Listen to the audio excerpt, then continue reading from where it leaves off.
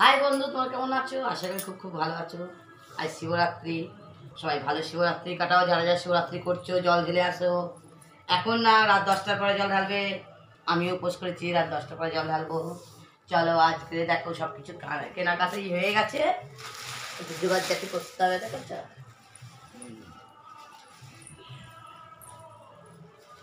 এবার পুজো দিতে যাবো, সব জোগাড় করে নিয়েছি। দেখো এবার যাবো পুজো দিতে। দেখো আরেকজন সাজতে বসে গেছে, দেখে নাও। সে জল ঢালতে যাবে, উপোস করে আছে। রেডি হয়ে গেছে আমাদের, আমরা এবার যাচ্ছি জল ঢালতে শিব মন্দিরে। চলো শিব মন্দিরে গিয়ে